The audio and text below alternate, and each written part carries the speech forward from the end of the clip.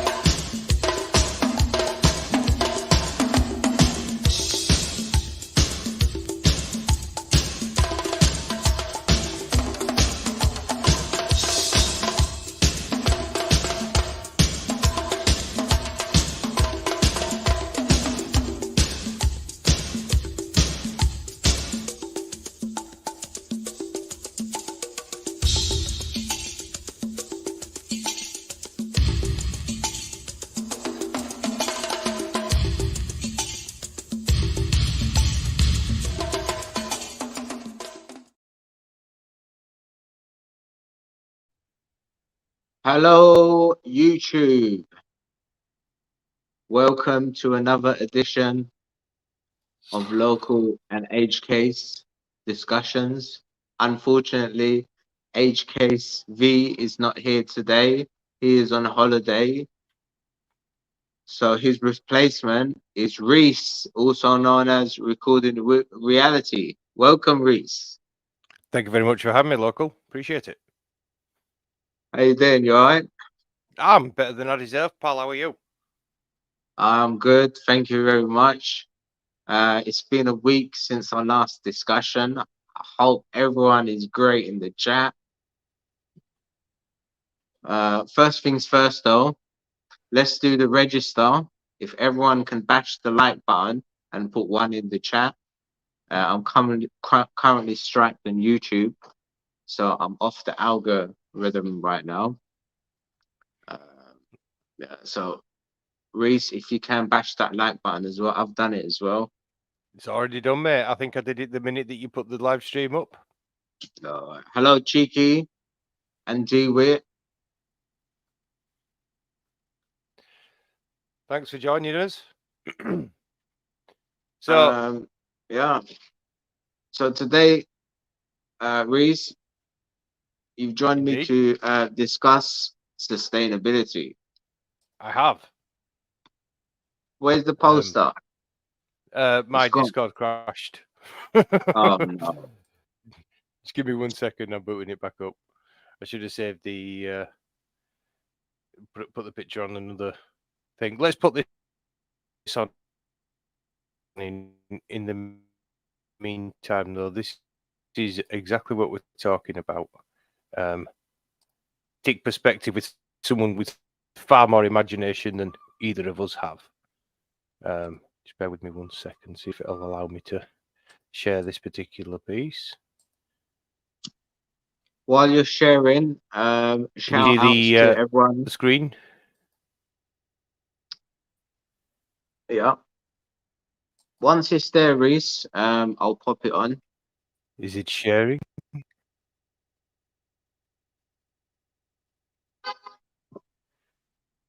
Here we go. Hello, Agent X. Oh no.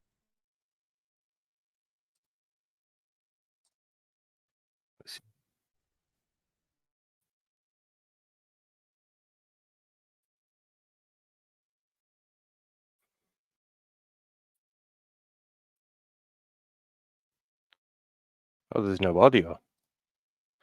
That we might. No, you are slightly lagging today, Reese. I like to share a that I've had during my time. If you can put up the poster, It came to me when I tried to classify your species. I realized that you're not actually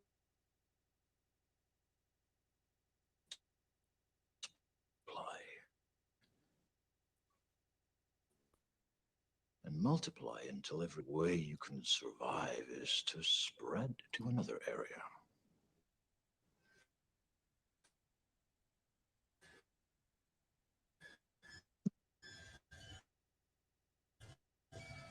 On this planet, a virus. Human beings are a disease, a cancer of this planet. You are a plague, and we are the cure.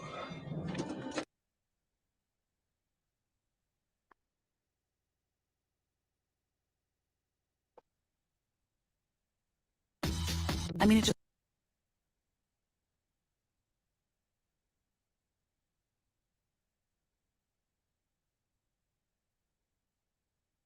Reese, really buffering there. I don't know what happened.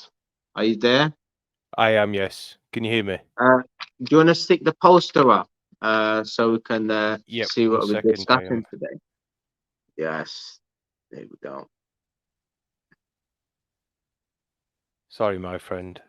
I'm not very good at this co-hosting thing. Can you see the poster?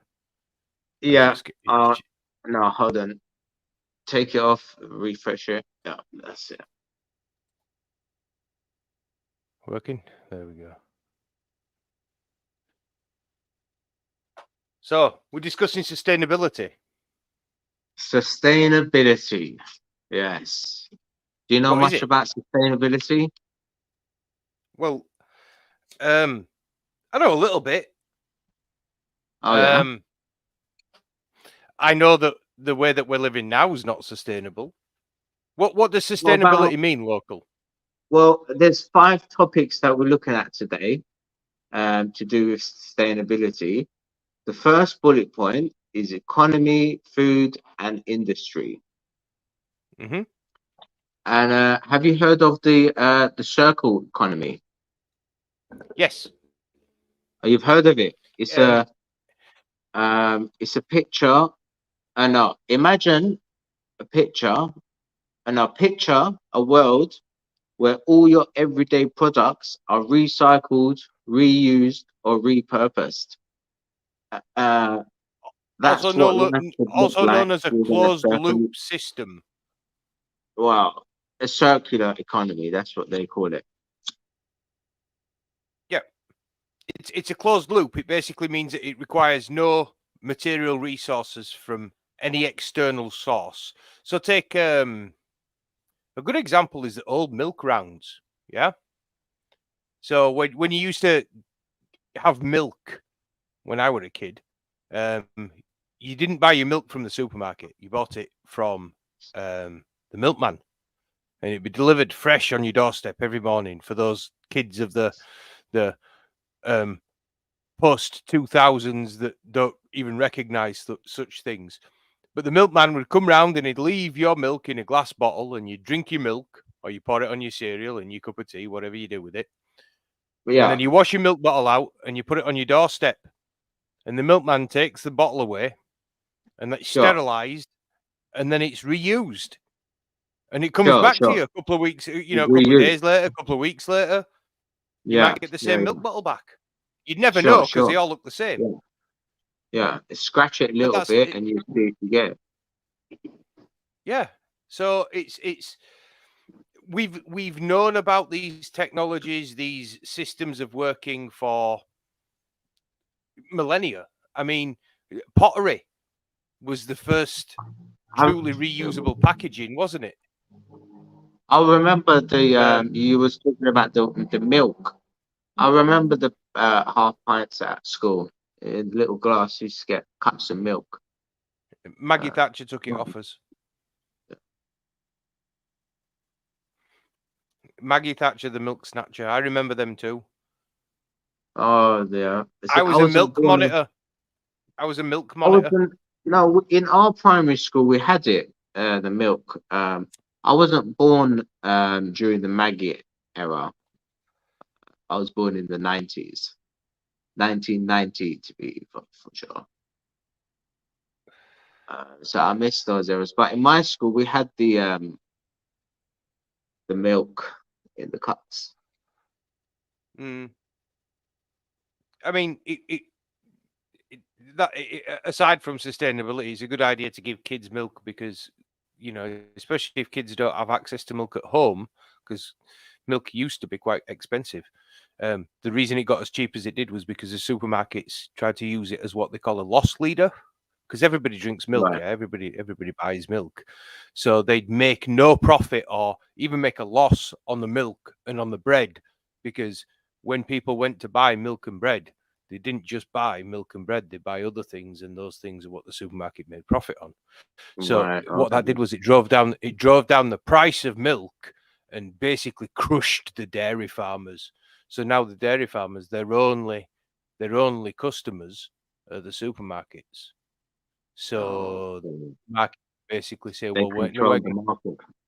to pay you nothing for it, and because the supermarkets now know that we can't get it from anywhere else. Just like with everything else with this cost of living, the basic commodities are the ones that have been made the most expensive: the milk, the bread, the pasta, the staples that people rely on. those are the ones that have gone up most in price. Your luxury items like your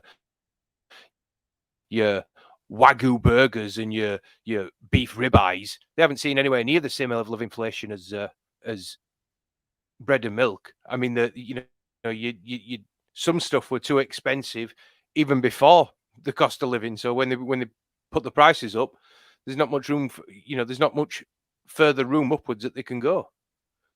Yeah, So exactly. Yeah, wow. Well, regards to the circular economy, I'll say a few notes here. Natural resources are taken out of the ground, turned into goods, then often put back into the ground, like our landfills. A circular approach breaks that straight line by designing to eliminate waste and pollution, to increase a product's lifespan, to cycling materials back into the economy, and regenerating nature. The circular economy is based on. Go on, Rob. I was thinking, do you think that when anybody makes a product, they plan into it how it's going to be disposed of? I mean, you look at some things like your single-use plastic bottles. They have the recycle symbol on them, so it's intended that that item's recycled. As we know, a lot of the stuff just either ends up in landfill or, I mean, I read an article earlier this week about a new classification of mineral that they've had to bring into the mix because there's that much plastic being burned on the beaches that the plastic's partially melting, fusing with the sand, getting coral attached to it, and it's now a new, because obviously it's reset because of the cold water, it's now a new rock type. It's crazy. And these things are leaching out poisonous chemicals. Hold on, Grayman, the whole Reese, the government tell us to recycle, put plastic into this type of color bin, and your garbage into that color bin, but it all goes to the same place. So it doesn't matter if we're separating them; they all go into the same place. So they're gonna get mixed anyway. So I don't understand. They don't have the a lot of it the technology. We have a bad habit in this country of shipping our waste off to other countries. We'll literally get containers full of fucking trash. That's it. And Our then trash goes to other countries. Sail it halfway around the world. Yeah. Sail it halfway around the world and let them deal with the problem. And that's how they get away with saying that they recycle. Yeah, well, it's not recycling, is it? It's just shoving the problem further down the line. Unless you're talking about true recyclability is, for example, a glass milk bottle. That's true recyclability. Sure.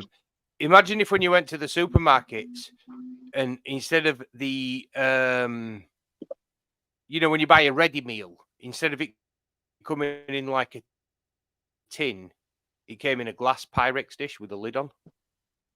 Now you bought your dish and you took it home. Yeah. And you cooked it and then you cleaned it and you took it back to the shop. And then when you bought another one. Yeah. That's recyclability. That's being able to reuse the same without having to use masses of energy to prepare it for reuse. I mean, when you're talking about some of these plastics, they have to melt them back down to their liquid form in order to remold them to make other things. True. Yeah. And when you do that as well, it also changes the chemical composition. It changes the chemical composition of the plastic because it alters the length of the carbon chains in the hydroplastic, the hydrocarbons. And as a result of that, some chemical products are stable to the point that they don't leach harmful chemicals into whatever it is that they're carrying. And I mean, you can see this even when have you ever had Coke from a glass bottle? Yeah.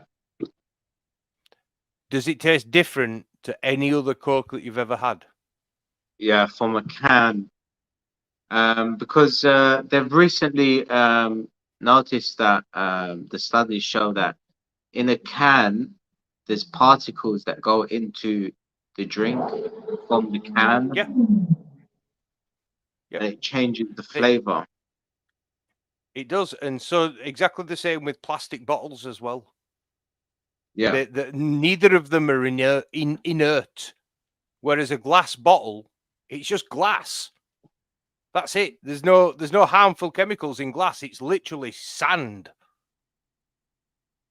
In plastic bottles as well, there is now been studies that show that there are plastic particles, like in the bottled water or something, Mm-hmm. and we're drinking that shit. The thing is, the plastic microparticles are what's now they've now become what's known as omnipresent. They're fucking everywhere.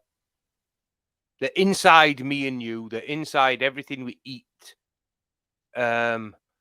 Maybe with the exception of land crops, but any sort of any seafood we have has got plastic in it. Did you hear?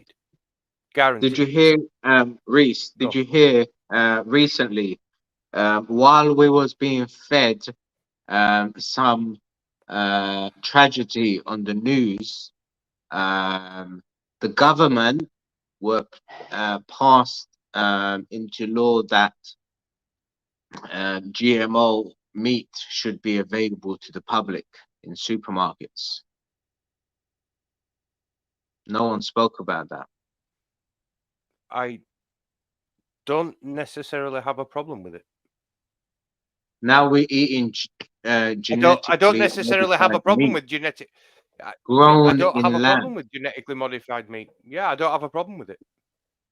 So Oh, if you could come up with a process that, whether it's genetically modifying the cow itself so that it produces less, for example, methane, yeah, and the beef tastes exactly Okay. the same and it's still nourishing and there's no harmful side effects from eating it, then why wouldn't you do it? For ethical reasons. Who gives a fuck? It's a cow. And we've been genetically modifying creatures for as you can't call long as we've domesticated animals. We've selectively bred those creatures. No, you can't call It's blind genetic manipulation, but it's still genetic manipulation. No, you can't call genetically modified. We've been doing it. Selective breeding is genetically modifying. You can't call it that. It's not genetically modified. It's grown in a lab meat. That's what it should be. So, right. Well, I don't have a problem with grown in a lab meat either. I'd eat grown in a lab meat. Of course I would. If it tasted exactly like meat and it had the same protein content and it could be produced without the ethical considerations of the process of eating meat, then surely it's a win-win. I like eating real meat. You can eat lab so meat. do I. So do I. But if I could have a product that was sustainable, because obviously that's what we're talking about, and ethically sound, why wouldn't I do it? There is a lot of suffering, and I'm not a vegetarian, mate, and I'm far from it, but there is a lot of suffering associated with the human. You're talking about suffering now, and humans. Yeah. You're talking about, but there is always there's always a bad way of breeding for meat, and there's always a good way of breeding for meat. You know, but You're in this day and age, it's all factory farms. That's what we're seeing. Factory farms. That's why you're put off with that's why you want to eat grown meat from a lab, because of the suffering you're saying now. So if the suffering was to stop, if the suffering was to stop, would you then say, okay, I can now go back to eating real meat? Yes, because if we farmed using more traditional methods local, it would be far more sustainable. Okay, so all right. Far So you're more in favor of sustainable. that. If they were to come up with a better way of slaughtering animals and taking care of them for slaughter, for our tummies, you would be fine with that if there was better Yeah, humane you ways. go back to traditional farming methods.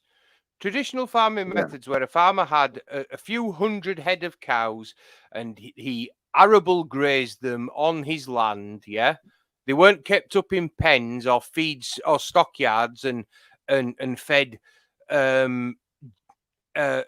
feed that's pumped full of antibiotics to counteract the fact that there's so many animals living in such close proximity. Yeah. Because that's what they do when, especially the high density factory beef. They have them living in these yards and they feed them grain because it fattens them up really quickly. They Right. don't get any exercise. Grain and So salt. yeah, exactly.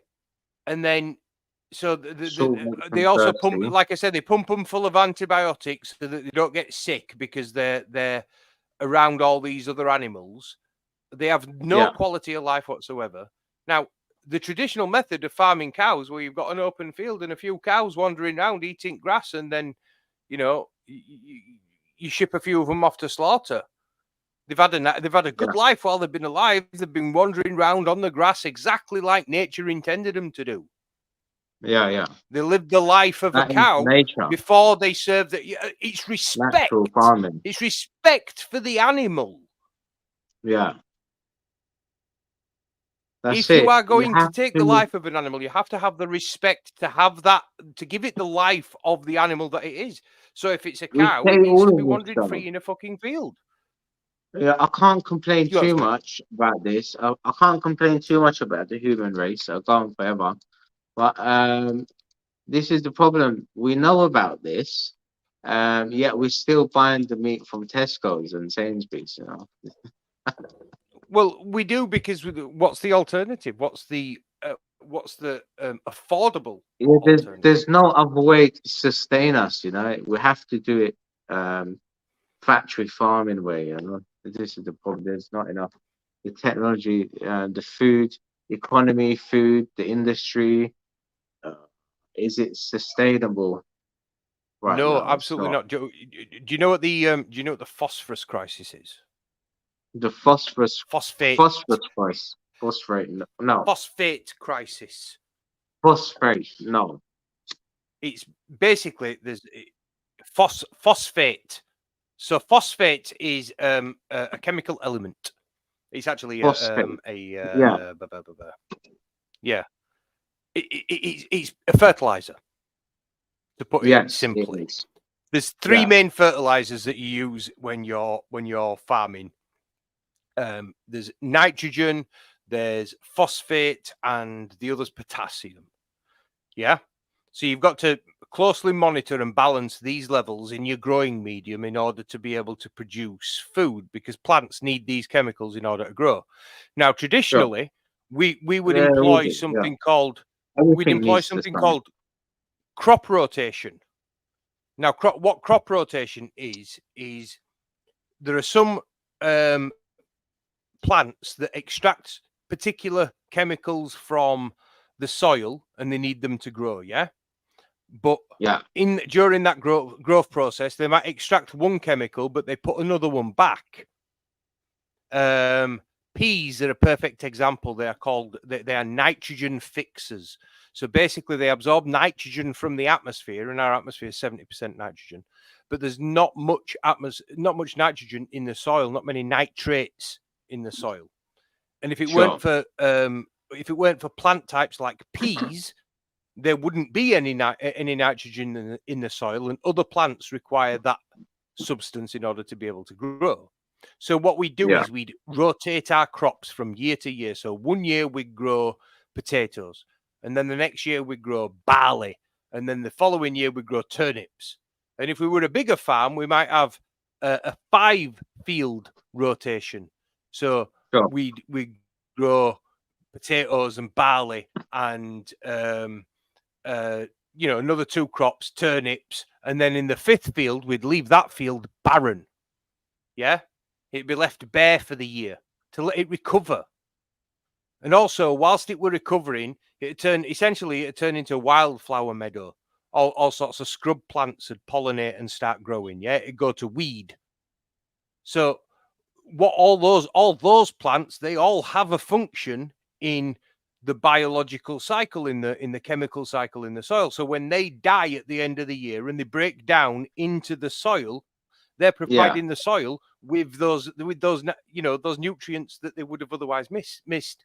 And then the cycle starts again. So you grow your potatoes in, and then the following year, and you rotate your crops that way. That's traditionally how it was done. Now, with the introduction of industrial farming methods and the use of fertilizers, we moved away from that form of farming, because if a soil was depleted of a particular nutrient, all you had to do was go to the local fertilizer store, buy that nutrient, spray it on your field, and voila, your field's got that nutrient again. But the problem is, some of these resources that we're doing this with are finite. There's only so much of them, and phosphate is an example of one of those substances that there's only so much of it to go around. And Russia happens to be one of the largest producers of phosphates, by the way. The way I think, the way we can change the system, like exactly what Agent X said, like with the honey. Now, if we start buying more natural products like honey and milk and more of the natural, from the animal itself or from the insect itself, it should show the industry that we want more of those products than anything else, and they'll move towards them instead of the garbage that they're selling us right now. I think that's right. There is the very crux of our problem. Local, we are moving on to the second stage of your little graph right there. Self-sustainability obviously is a very important point. We are not self-sufficient in any way, shape, or means in this country. We import a massive amount of food. Go on. I'll tell you a quick joke. When I walk into Tesco's, I got an empty basket walking around, and I see people's baskets, and I laugh. I know, look at all the shit that they're buying, you know, all the crisps and shit like that, and the donuts. I'm guilty of it. And then I'll walk around to the checkout, the self checkout, and I put my full basket there, and I laugh to myself at all the shit that I bought. And do you think that the shit that you've bought's better than the shit that they bought? No, I'm just contributing to it because they're doing it, so they're running the system. We're all doing it. We're all part of it. We're all part. We're all trapped by it. If I was to see, but we're all part of it as well. People buying all of the shit that I'm saying, I would change my ways as well. You know, but do you know what the primary thing that makes our current way of life unsustainable? The primary thing that makes our current way of life unsustainable is the monetary system. Because the whole purpose of the monetary system is profit above all costs, at all costs. Money's not real. Well, I understand this, and the majority of your viewers understand this, and I know that you understand it too. But our entire society is built on the premise that it is. And you can't fight that, because if you do, you go to jail. They call it theft. If you refuse to participate in the monetary system and you just take what you want, which, let's be completely honest, if we were still hunter-gatherers and there was a place such as a supermarket and an abundance of food there, guess what? I'm going and I'm filling my fucking boots. Because that's what human beings do, right? We see a food source That's and it. we go collect That's what food. you guys do. But we've got this artificial obstruction in the way. This artificial obstruction in the way, you have to pay for it. Yeah. Money is not real, guys. It's just a piece of paper with some writing and some pictures on it. Yeah. You guys are useless. It's an artificial construct, not necessarily designed to be used as a tool of control, but that's essentially what it's evolved into. It was designed as a tool of trade to be able to give a value for two things that weren't alike, so you can compare them. You can't compare apples and oranges because they're not the same thing. But if you get 3 apples for £1 and Yeah. 2 apples, Okay. two oranges for 50p, you can Yeah. then that gives you a comparative value for apples and oranges. Does that make Okay, sense? well, yeah. So it's so that you Yeah. can compare two items and give them a number and say that's what that's worth. But the problem is, Okay. in a monetary system, you can't have sustainability because everything's driven by the profit motive, and everything else is sacrificed in the face of that. Oh wow. Wow. Let's go back to my notes. Let's read some more notes about the circular economy. I got more notes about it. The circular economy is based on 3 important principles. They are designing out waste and pollution. And the way they're going to do this, products should be created with circular capabilities. What does that mean, do you think? So it means that when you design something, you should design the process for which it is going to be either reused or recycled, or that should be built into the way that the thing is produced. So you shouldn't ever make something that was unrecyclable. Okay, so you said that. So, made of durable and non-toxic materials and manufactured in ways that allow to be used, repaired, repurposed, or recycled easily Exactly. and safely. Yeah. Exactly. Yeah. Like steel unit phones are a really good example of something that's not sustainable. Like a lot of the Apple phones, I think people have actually had to go to court to get the right to repair their Apple phones without having to send it back to Apple. Wow.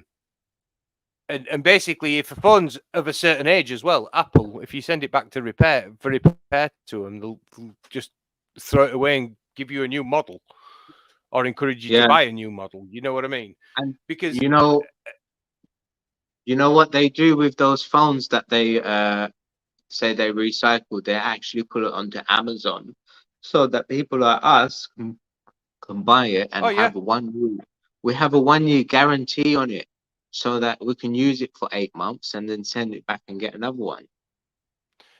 So another thing with that is that have you ever heard of an idea within manufacturing called planned obsolescence? No. It's basically the idea that a company that makes a product that lasts forever would go out of business once everybody had bought one of their product. So if you made a television that had really, really good picture quality, but that it lasted forever, that TV would be the only TV your family would have to buy for generations and 200, 300 years down the line, members of your family are still watching that television.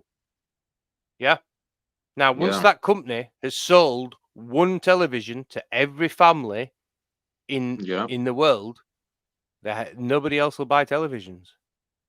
No. Because if you had a television that lasted forever, why would you buy another one? Exactly. Why would you buy another one if it lasted forever? So So they make their televisions of inferior products, and they're designed to last roughly about 10,000 hours, most televisions. Depending on the make, the manufacturer, someone like LG or Sony that have got slightly higher manufacturing tolerances and 10,000 expectations. hours. Wow. 10,000 That's hours. years. Do you know? That's years. Yeah, but it's about 3 years. Oh, wow. It's calculated out to be about 3 years because that's the length of time that these companies put warranty on their products. Yeah. So once the warranty runs out, if it breaks, tough shit, it's your fault. But they want that product to last at least as long as the warranty on the product. Because while it's under warranty, if it fucks up, they've got to replace it. Once you're out of warranty, what happens with it? It's up to you. But by that time, anyway, like I say, the chances are they've brought out a new model which has made the old one obsolete. And especially with the rate at which technology is advancing at the moment, you know, you look at the phones of 20 years ago compared to the phones of today. Yeah. Yeah. Now, there's nobody using a 20-year-old phone anymore. Do you know what I mean? But there's plenty of people driving 20-year-old cars. Yeah. That is interesting, isn't it? That is odd. It is. Yeah. Nobody uses it because a phone has become an almost a disposable item, hasn't it? You get burner phones. Why is that? Is I it- don't understand. Because it's If you that like much of a old cars, ubiquitous. you should like old everything else, you know? So, can you remember when phones first came out? How expensive they were? I remember a time where I had no phone, and then I remember I had a phone. I had the Nokia 3210. That's the a lot of first phone people's I had. first phone. That's a lot of people's first phone. Yeah. Playing the S, playing the S game, the Snake game. Yeah. Yeah. But how expensive were they? They were really, really expensive. Now you can pick up a phone. You can pick up these really, really, really tiny phones. They're prison pocket phones, if you know what I mean, local. We was talking about pho- the prison phones, the really small ones. Yeah. Yeah. They're really, really. They're designed to be keistered and smuggled into jails. And Sure. literally you could fit it on the end of your finger. It's that small. Yeah. But they're pennies. They're like a tenner each. Sure. Seriously, you can buy a phone for I've £10. seen them. Are you fucking shitting me? I've seen it wrapped up, ready to be smuggled in. Mate, that's in the words of Ren, shocking like a finger in the anus. Yeah. No. I've just seen it. Not like it being packaged, ready to be concealed. I didn't see the next part. I just saw it getting ready, you know, before it being. Is this in real life or a video? No, in real life, yeah. All right. But you just happened to walk in on someone who was just prepping his stash ready to go behind the big door. Yeah. No. He gets to stay in the Grey Bar Hotel. Basically, he did get a call eventually. They did find it. That was an extra. What did he do that were naughty other than shoving cell phones up his bum? Yeah. What did he do that got him sent there in the first place? Well, there was not only cell phones, in it, the small phones. All right, yeah. They put all sorts of stuff in that prison pocket, don't they? Yeah. It's almost like a savings account for them. Rainy day fund, that's what it is. Anyway, we're not talking about sustainability, putting things up as. So let's go back. So I said they have three. I said they have three principles. One of them was designing out waste and pollution. The second one is regenerating nature. At the end of the product's life, Um, biological matter, biological matter, such as food waste, should be returned to nature in a way Absolutely. that could nourish and nourish the soil, and allow new materials to grow. That is good, I think. What they're thinking of So regenerating nature, putting it all back, putting everything our in waste nature, back into nature. You know. everything in nature, everything follows a cycle. Yeah, a cycle. Our Sure. environment's full of these cycles. Yeah, you've got the water cycle, you've got the carbon cycle, there's a nitrogen cycle, a phosphate cycle. There's all these different cycles. Yeah, because that's just how nature works. Yeah, it takes the chemicals that are there, utilizes them, and then when that organism passes on, those chemicals pass back into the environment to be used by the next generation of life that's produced as a result of those things being there. That's how it works. That's how it's worked for millennia. But human beings have got a fantastic ability of disrupting and fucking up those cycles through industrialization, which is exactly what we've done. Yeah. Look, look at the comment that Paranormal Channel X has commented. How can millions of us live off food for a few thousand? We used to be totally self-sustainable. Yeah, I was thinking this the other day. How did all of our ancestors live all that time? You know, they did it, and now we're here. You know, it's thanks to them that we're here. You know, if they can do Well, it for all those thousands and 10,000s, and now history is going back 100,050 years. So if we can do it for 150,000 years, the Homo sapiens, then do you know how we managed it? Do you know how we managed it, local? what's going on right now? You know, do you know why the human species is here, and we have survived? You know, things that could have made other creatures go extinct, like the Ice Age, for example. We live in every single conceivable environment on Earth, and that's down to one thing and one thing alone: is the fact that we are the most adaptable creature in the world. In terms of our dietary needs, we can go from eating, you know, plants, nuts, berries, fruit. We can eat certain forms of grass. You know, we can eat leafy vegetable material like cabbages. We can eat nuts. We can eat fungus. We can eat fish. We can eat animal material. Do you know what I mean? There's all these different types of things that human beings can eat. And you put a human being in the situation where even insects, we can eat insects. You know, there's all these different food sources available to human beings, and that's you want to eat insects. the principal reason that we've survived as long Well, as we is have. that what you want to do? You want to I'm not eat saying that I insects. necessarily want. No. I never said that. I said that we are capable of eating insects. Hold on. You said that you don't I don't mind. necessarily have an objection to eating insects. No. You said yes to eating lab-grown meat, so you shouldn't object with eating insects. Yep. Not necessarily.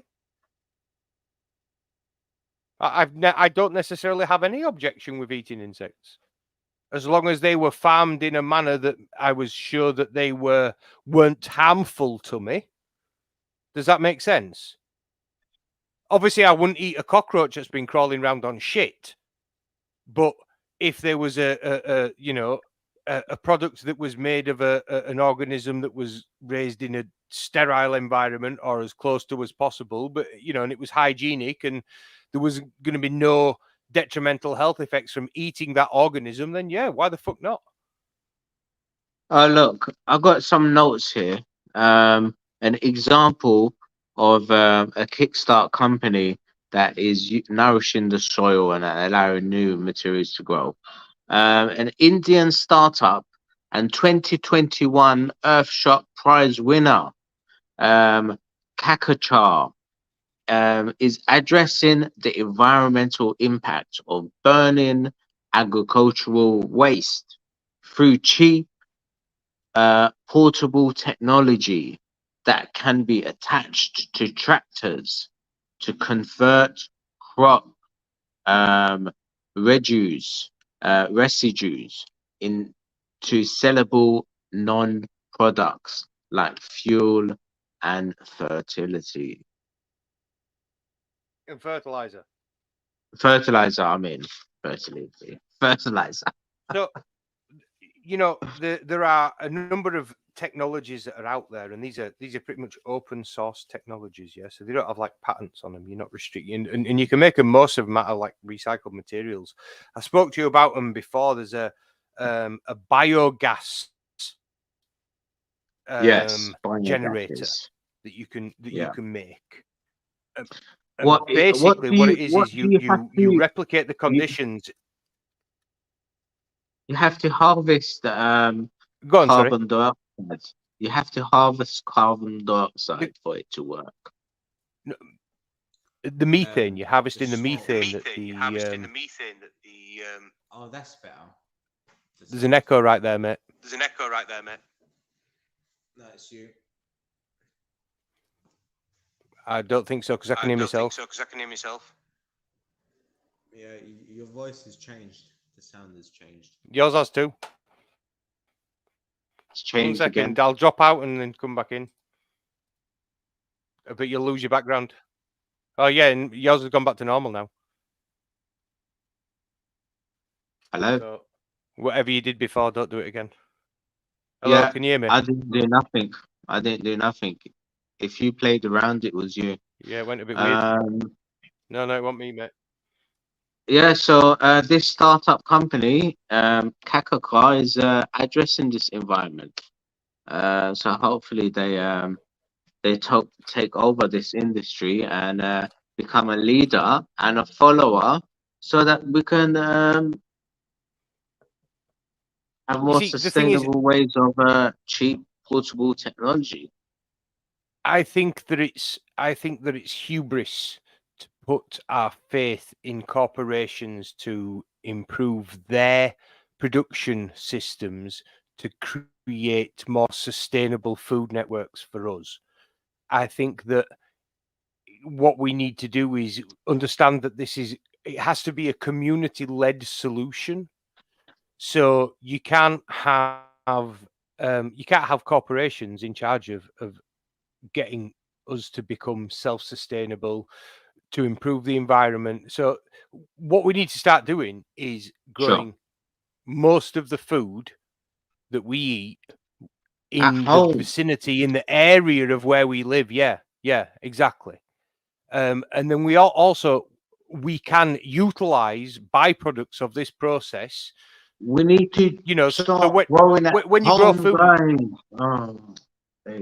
Yeah. When you grow your food, there are byproducts from growing that food. So when you grow tomatoes, you don't eat the whole tomato plant.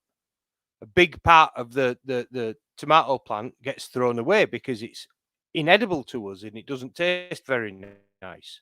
Yeah.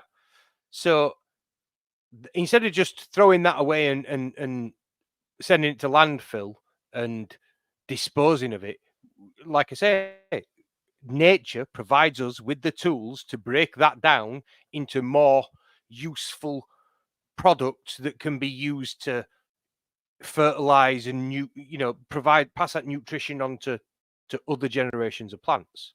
Like I say, the creation of biogas, a byproduct of that is that you get a fertilizer from it. Viniculture. Hold on. Before I lose this, the government should introduce ways to grow at home and lift the price, raise the price on like tomatoes and cucumbers and lettuce to encourage people to grow their own. So I think that our communities are not set up for that to be a feasible prospect. We live in concrete jungles, the majority of us.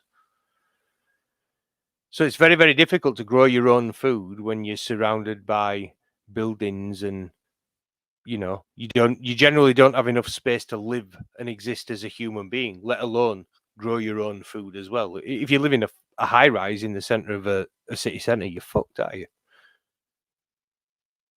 So No. You're not fucked, because all you need is between 4 and 6 of the same plants to last you the whole year. Okay, yeah. So Of that vegetable. have you seen the tomato? That vegetable. How big a tomato plant can get? Yeah, you need 4 of them and a year. Yeah, but how many different vegetables are there? Depends yeah, but how what many you different use. vegetables? How many different varieties would you need? But yeah, it depends what you use. If You it's get what I mean? an exotic plant, then obviously you would have 1 plant and not 4 plants of it, and get 1 harvest So a year or 2 harvests a year. what do Yeah. you think to the new technology of, I mean, I say new, it's been around a while now, vertical farming? So basically you grow in non-traditional mediums, you indoors typically on racks. Exactly. Vertical farming. Exactly. Then you can fit even more plants than 4 So or we should be 5 or using 4. technology to make our food chains more sustainable. Imagine you can, if you're living in a Now, if we had growing facilities so to much do this space. in our communities, yeah, if we had facilities to do this growing in our communities, we could also reduce our reliance upon transportation infrastructure to bring the food to us, because obviously there's an associated CO2 emission cost with the transportation of any product from A to B. So if we're producing that food close to where it's being eaten, then we get rid of that part of the equation. Are you still there, local? You are still Interesting. there. I can hear you. We can go on forever. Let's move to the next topic. Next bullet point. Sustainable development goals. What kind of goals do you think they've put in place? Well, the net zero by 2050 is a goal, isn't it, that they've put in place? Agenda 2030. Yeah. Like Agenda I said, 2050.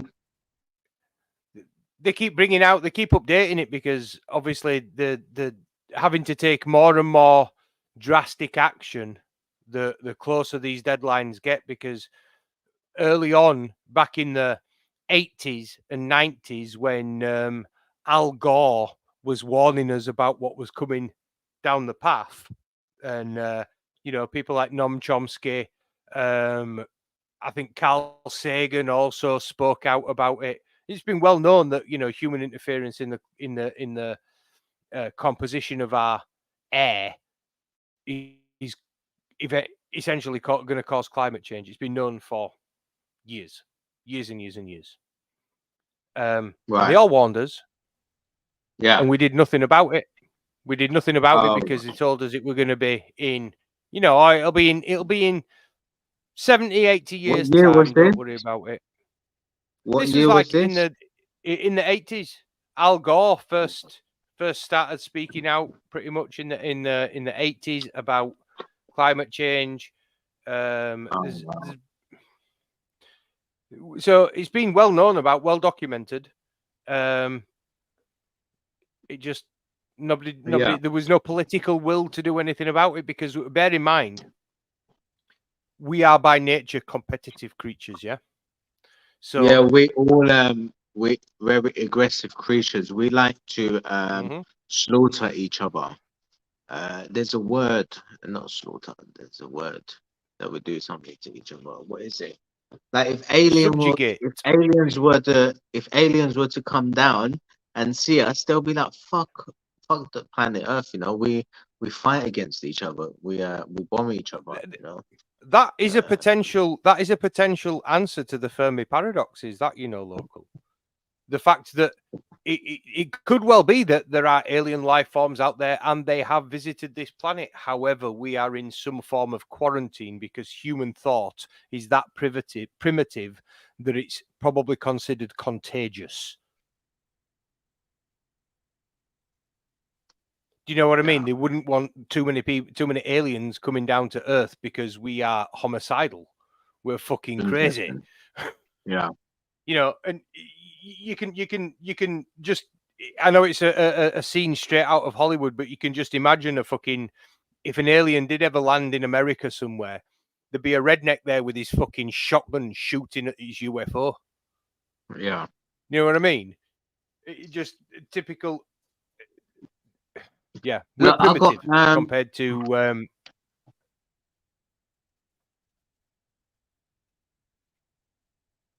go on, local. no, go on, finish off what you're saying. You I said was we're just saying that primitive you too. know, we'd be considered primitive to most technological. If a life form had the technology to navigate the vast interstellar spaces, to come from another star system 2 hours, bearing in mind with our current technology, it would take us 70,000 years to get to our closest star, Alpha Centauri. Yeah, 70,000 years with present technology. So they Alpha must have some Centauri, yeah, kick-ass. we spoke about this in another live stream. We've Yeah, looked into. They're gonna send a dart to not a dart size, like a bit like a box, a satellite with a camera, and they're shooting it to Alpha Centauri, and it's going to take about 40 years, 40 years to get there. they So must be. Yeah, they must be. if I live for the next 50 years or 60 years, till I'm 100, then I You can might get just to get to see see it. the picture. Yeah. If that's the case, yeah. If they can Yeah. get to Alpha Centauri in 40 years, they've got to be going close. What they've got to be traveling at what's called relativistic speeds. Yeah. Yeah, it's gonna So they're go. It's basically gonna be going really fast, like close to the 150 close to the miles speed of a light. second, 155, Yeah. 150,000 miles a second or something like that. It's gonna be going really fast. Yeah, and I think the only were they talking about using a light sail to achieve those speeds and shining a laser at it? No, they got like a spinning slingshot now to shoot like satellites into space from A the Earth. centrifugal slingshot. Yeah, like a spinner. It spins the satellite, and then it goes really fast to a certain Jesus, could amount you of. imagine the G forces that would be asserted on it? Yeah, And it would and have to be lets dart it go into shaped. space. It would have to be dart shaped if it was being fired from Earth in order to Yeah, avoid dark shape. being. But they're gonna do that. Otherwise, it'd burn up in Earth's atmosphere on the way out. No, but they're gonna do it from space. Do you know what I And mean? The slingshot same it. way that. Yeah. Mm. You are aware that there is an issue with that. You could possibly do it on the moon, but you'd want some serious sort of mass underneath you to do it, because in space, Newton's second law is a motherfucker. So every single action has an equal opposite reaction. So if you fire something out of your, the end of a barrel at relativistic speeds, the amount of recoil or force that's applied backwards on the object that you're firing it out of, you're talking some serious fucking forces at work there. Even if the dart's really, really light, yeah, you're still there's still going to be some pushback. So you'd want that to be at least secured to a reasonable sized surface, and the moon would be perfect because there's no atmosphere, and there's a lot less gravity with the moon, so you need it's a much lower speed that you have to get to reach an orbital velocity. Yeah, or indeed to break from the gravitational field of the moon and therefore of the Earth as well. Sure. Yeah. Let's go to the bullet point. Sustainable development goals. This is what they're currently looking at. 17 different goals being looked into right now on the planet to achieve sustainability of the world. No poverty is the first one. So that's a no-brainer. Get rid of poverty, and then everybody will be in the system. How does eradicating poverty improve sustainability? Because then you don't need to. So you know where you're distributing food. You don't have to give it away for free. Yeah, but people know where they're distributing food at the moment, even when it comes in the form of like food aid. Do you know what I mean? They know where the food's needed. And it's needed in some of the poorest areas most of all, but they don't get it because they're poor, because they can't afford to pay for it. Yeah, so they need it. Sustainability. They need the cows and the waters and and all the technologies. But this is the goals that they're all being looked into right now. So no poverty is the first. There's 17 different ones. No poverty, zero hunger. So no poverty, zero hunger is the second one. The third one is good health and well-being. So it sounds so nice, isn't it? Good health and well-being. And the fourth one The is only quality. way that you'd be able to achieve that. Go on. The only way that you'd be able to achieve those goals that you've told me so far, local, would be to eradicate the monetary system. That's the only way you could achieve it. That's why it sounds so nice. It does, doesn't it? Because if there's no poverty and there's no hunger and everybody's got good well-being, that to me says basically people don't work because they have to go to work. They don't get subjected to the stress that they get because they don't have a choice whether or not they go to work. Take, for example, everybody has days when their mental health isn't so great and they just think, do you know what? I just can't today. I can't deal with this, that, the other. I can't deal with my boss. I can't deal with my customers. I can't deal with that fucking dickhead at work that always nicks me fucking coffee. You know what I mean? All these little niggling things. And I know there's some people turn around and say, oh, just pull yourself together. But people struggle, man. Really, really struggle. But in our present system, it's not okay just to turn around and say, do you know what? I need a day. Sure. I'm going to take today to myself. Because I need to, and I don't need a doctor to be able to tell me what I need and what I don't need. Because when it comes to my mental health, I know what's going on inside my own head. I've fucking lived with myself for 40 years. Do you know what I mean? So we should live in a society where that's okay. It's okay to just say, do you know what? The most important thing in the world is not money. I don't want to be put in the position where if I have to take a day off because my head's in the wrong place, to then have to worry at the end of the month whether or not I'm going to be able to pay my fucking rent. Yeah. I understand, but it all feeds into the same thing. Let's continue the goals. Look. Yeah. Look, I don't understand the fifth one, gender equality. That's a goal of theirs. What does that mean? Gender equality. That means that regardless of your sex, you have the ability to access resources, so that it shouldn't be just a case of in some cultures when it comes to things like getting food, men get the lion's share and women are like almost an afterthought. you know. And I'm not gonna start pointing the fingers at any particular communities or anything like that. But Well, it the does men are happen. dominant now. The men are dominant now, Reese.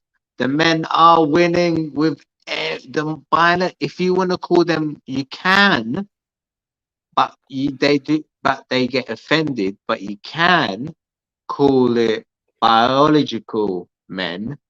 They're winning in every kind of competition and sport now. In the women's pattern women's competition, you know, Miss Universe, Miss Country. A man, biological man's winning it now. I don't think I don't think that's what they're talking about when they can talk about gender equality when it comes to sustainability. I think they're talking about the fact that in some think so? countries there are women that don't get what they need, and their quality of life is affected because of this, purely and simply because of their gender. There are some countries where it's No, okay we don't to, need. and indeed We in this can't country for a have long time. more. No, we can't have more products being pumped out into the system for females. You know, the men, biological men, want to act like females. More products Well, of women will get sold, so then more will be pumped out. if you've ever looked into the have you ever watched Mad Men? Mad Men, Yeah. no. It was an Maybe. American TV show, and it's basically a show about Madison Avenue. And Madison Avenue is the advertising center of America. It's in New York. And Mad Men is a play on words for Madison Avenue men or ad men. Mad Wow. Men. Yeah. Yeah. So it's basically a show about this company that makes adverts, and it's set in the 1950s.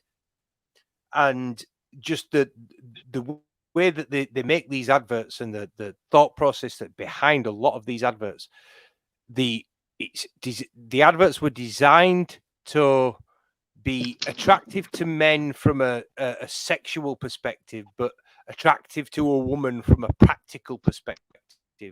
So you'd have a beautiful blonde woman pushing a vacuum cleaner around the house. You know, she's dressed like she's about to go to a ball. Yeah. Absolutely stunning. I mean, he's in black and white, so it doesn't really matter the fact that she's blonde, but you get my point. A beautiful woman pushing a vacuum cleaner around the house. So the man sees the beautiful woman pushing the vacuum cleaner and he thinks, oh, I won't mind having her pushing a vacuum cleaner around my house. Yeah. And the wife thinks, that's a really nice. I'd really love to have a vacuum cleaner so I didn't have to get on my hands and knees and sweep with a brush and a dustpan. That'd be ace. It'd do my back and my knees the world of good. So, guess what? You're buying a vacuum cleaner because the guy gets turned on by the woman in the commercial, and the woman is bowled over by the practicality of it. Yeah. Yesterday on the train, before getting on the train, I said this on the live stream yesterday. Say it on the live stream today. Waiting for the train, there was a man dressed as a woman doing makeup, and he or she the man spent half an hour on one eyelash, doing the mascara on one eyelash for half an hour on just one eyelash. Mate, if I were wearing makeup, I want to make sure that it were applied correctly as well, because there's it takes a brave person. It takes a brave person to walk out in public wearing makeup. It would take an even braver person to walk out in public wearing makeup that was applied incorrectly. No. He or she was just looking Mate, at themselves in the camera, doing the mascara. That's it, for half an hour. For like 28 minutes. Maybe it was some sort of. Maybe they found it therapeutic. Maybe they thought that if they made it look like they were applying mascara to the eye, nobody would bother them. so they wouldn't have to No. talk to anyone. Maybe it's just a coping mechanism. And you're making fun of it, local. No, I was just. I'm not taking the fun out of it. Me can't hold it. I'm just every time I kept looking around, it was just on the eyelash, the one, and the train is like 45 minutes, and so I was there waiting for half an hour. That shit's got to be right, And man. every time- That shit's it's got to be right, mate. If I'm putting mascara on, I'm making sure it's on point, mate. Because you can mock me for wearing makeup, but I don't want you to mock me because my makeup looks ridiculous. But then I wouldn't really get away with it because I've got quite a coarse beard, so my stubble would show through really quite quickly. Yeah, what gave it away with him or her was the Adam's apple. It's, yeah, typically what does it? I said to myself, if you put a scarf around that, maybe they can get away with it. You know what, though? Live and let live local. It takes all sorts, man. All sorts of. Yeah, If we were all the same, it'd be a fucking boring world, wouldn't it? Variety is the spice of life, mate. Makeup And does wonders. Well, you know, I'm as I'm getting older, I'm coming to understand that, you know, my face is starting to look older. I'm starting to get more wrinkles, you know, and I don't know. Is there a temptation? Obviously, I don't dye my hair or anything. I've got grey hairs coming through, but you can get hair dye for men. Yeah. So it's applying makeup for a woman is, in a lot of respects, most women do it to try and look younger than what they actually are, don't they? Yeah. That's normally the desired effect of applying makeup. So this could be another live stream. There are gender products. Equality. It could, couldn't it? Yeah. But there are products for men that do the same thing. You know, you can get just for men to dye your grey hairs away. It's the same sort of vanity fueling the same impulses. Do you know what I mean? That's. Why does anybody wear makeup? The next goal is clean water and sanitization. That should be a fundamental human right. In fact, most of these things that have been said should be fundamental human rights, local.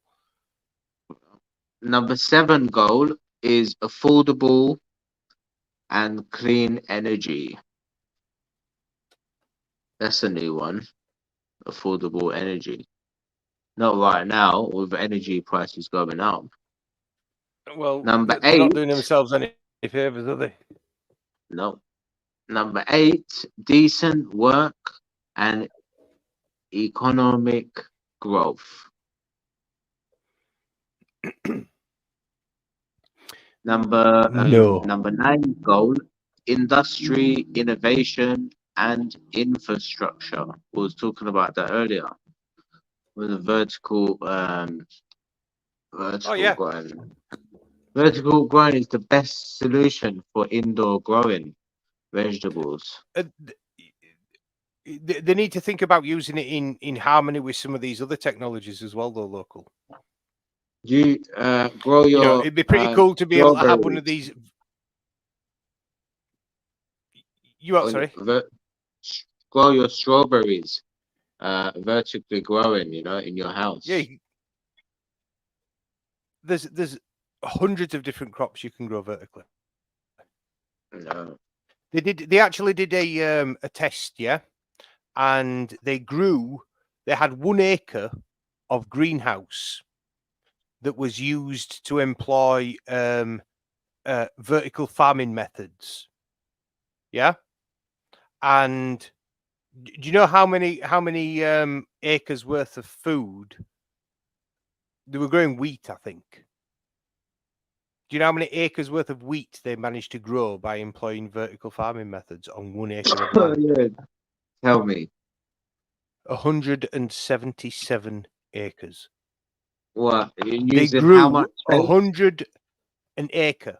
They grew 177 acres worth of food in a 1 acre space using vertical farming methods. Yeah. Yeah. And whilst they were doing it, they didn't have to use any pesticides. They didn't have to use any herbicides because these plants were grown using techniques that don't use soil as a medium. Yeah. When you use Yeah. soil, you run the soil is a place where insects can lay their eggs and you get pests on your plants. Yeah, I've seen this. Like it's the same like grass. For feed for animals, they grow it vertically indoors. Mhm. Like you said, 1 acre gives you 100,000 acres of 177 acres worth of product. So it's 177 acres of one. 177 times more productive. Yeah. And that's because also you can control the precise nutrient levels in the So growing medium. imagine a small farm won't need as much that big of a factory. You know, it will just need a small factory, a small vertical planting facility, These could and that's be it. That's all it could in see. our cities. They could be in our Yeah, in our cities in cities. warehouses that are currently unused. They could be you know, you can grow this stuff under LED lights. Yeah, just And have our they local use hardly shops, any just electricity. vertical farming shops. You just go in there and buy your fruit and veg. Yeah, but the problem is also a cultural thing local, because what you find is in a lot of communities these days, most people don't know what to do with those fruit and veg. It's all good and well having locally produced food, but you have to educate people on how to prepare it, how to cook it and eat it and get the most out of it. Oh yeah, but obviously, if shops You'd be started shocked the opening amount of up, people that, if you go to the supermarket, yeah, you can tell which people can cook and which people can't. Because the yeah, people that can't cook, they're buying cheap shit, ready meals. They're buying, me, you know, stuff that's the most prepackaged. I buy the most expensive ready meals. You know, they're the best ones. Well, the best ready meal you can eat local is the one that you made yourself earlier. I know. You know, you Yeah, buy the ingredients and make the meal yourself, and then chill it, freeze it if you need to, and then take it to work with you and warm it up on your lunch break. yeah, that's what I do. No, And it's cheaper, mate. It's cheaper than buying ready meals. But the people that can cook are buying raw ingredients. They're buying raw vegetables. They're buying things like mince and cheese, and you know, you'll see them with pasta and potatoes and the stuff that you need to cook. But if people are just living off of what the supermarket chooses to give them, because bear in mind, all of these ready meals, even the more expensive ones that you make local, they're made because in making them, the manufacturer makes a profit. yeah, So that yeah. means that you might think that you're paying for a £6 meal, but the ingredients that go into that £6 meal probably cost less than 70 Oh yeah, pence. for sure, yeah. Um, Yeah. And I'll they're tell you all, one thing. most of them are. Like, I'll give you one example of what you just said. There's a man. He was during the Pride Month. There were some stickers on the trains, on the London Underground trains, and a man Mhm. took 3 stickers or 4 stickers off the train, and the staff saw, and they prosecuted him. And instead of charging him for the amount that the stickers were worth, they charged him a fine of more than £1,000 for just those 4 stickers. So what did they charge him with? And Well, were the stickers something that had been just applied by a member of the public, or were they like paid for advertisement stickers, or do you know what I mean? no, he took the stickers off the Pride Month on the trains on the London Underground. There was like a load of they changed the color of the trains to colorful and they're colorful colors and the underground trains and they had some stickers and stuff like that all over the trains and he took 4 of them off. Why can't people just live and let live? You see, that's why they fined him as much as he did.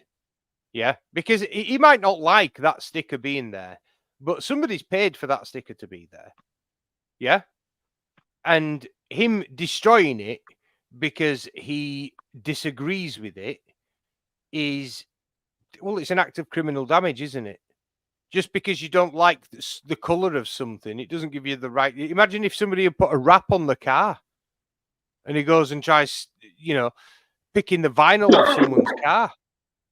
Yeah. It's exactly the same thing. So, yeah, he should be fined. And I think they've thrown the book at him because he's done it for a bigoted reason, which kind of makes it a bit of a hate crime as well, even though it probably doesn't fall into that category because he didn't necessarily state that he was doing it for the purposes. And hate crime requires a victim as well. And the train can't really be a victim.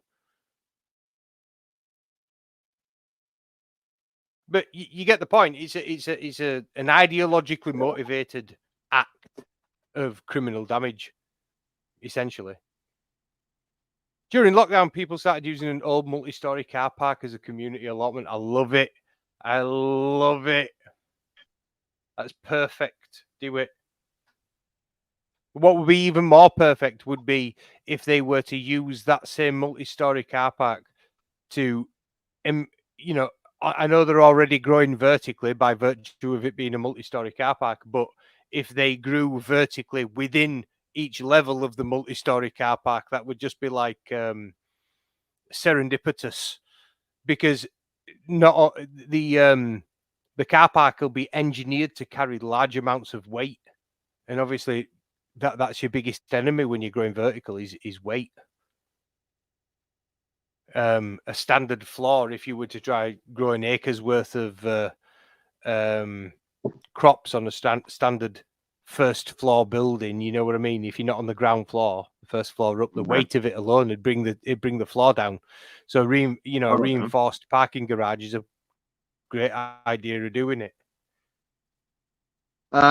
Number 10's goal is reduce inequality. What does that mean? Reduce inequality. Reduce the gap between the rich and the poor. Oh, that's an enemy of sustainability in itself, because if that gap gets too wide, as it has at various points in history, the public have a tendency not to take it forever. The people tend to not to like the rich getting stupidly rich and everybody else really struggling. The poor don't like that at all, and at various points in history, we've risen up and overthrown governments as a result of this shit. What's happening in this day and age? Yeah. By some arguments, by some measurements, it's our situation at the moment is worse than at some points in history when we have had civil unrest. But we're all brainwashed and crammed with apathy. We've been made not to care. We've been made that busy with our own life and social media and mainstream media and all the other shit that goes along with living in this day-to-day society that, we're too busy to worry about the bigger picture. And that's what they've relied upon for a long time. Number 11. Yeah. Number 11's goal is sustainable cities and communities. Number 12 Yep. is That's your 15-minute responsible cities, by the way. consumption. Yes. That it will, yes, sustainable cities and communities. Yes, 15-minute cities. Don't start me off with 15-minute cities now. Coming to a neighborhood near you. Yes, I am all for 15-minute cities because that is the best solution to fixing all of our problems, you know. That will help guide us to live a better life, you know. We'll see life what it really So is it for, you takes know. me 7 minutes to drive to work. Will I still be able to drive to work? Yes, you would be able to. Why would you need to drive to work? Why can't you buy an electric bike and just use that to go to work and back? Because I live in Huddersfield, it consistently pisses it down for about 2/3 of the year, mate. So what? Wear a waterproof jacket. No. I like That's driving. so selfish of you. What are you saying? It's selfish because you're the guy stood at the bus stop and I won't give you a lift? No, I'm the guy with the electric bike. Well, I mean, credit to you. I'll give you 1.5 meters when I pass you. I won't rush you, and I'll make sure it's safe to pass for both of us when I pass. Yeah. What? How many miles is your home to work? My one is less than About a mile. about a mile as well. So with the bike, it takes me, well, my area is long, so I have to go through traffic and then go because I live in London. So Yeah. Well, it should the take thing about 7 minutes. the thing about going to work in a car. The thing about going Yeah. to work in a car is that regardless of what's happening with the weather, I go to work and I'm dry and I'm warm if it's cold, or I'm not too warm if it's hot. Do you get what I mean? And I go to work and Sure. I listen to my music on my way to work, and I actually enjoy the drive to work. It's one of my favorite parts of my day because it's a period of time when I'm not having to do anything else. I'm not dealing with fucking customers. I'm not getting ready for work. I'm not, do you know what I mean? It's just a little bit of peace because I don't really think when I drive. I turn off. Yeah. I mean, I don't turn off. I drive It's thanks consciously to you, and safely. petrol heads.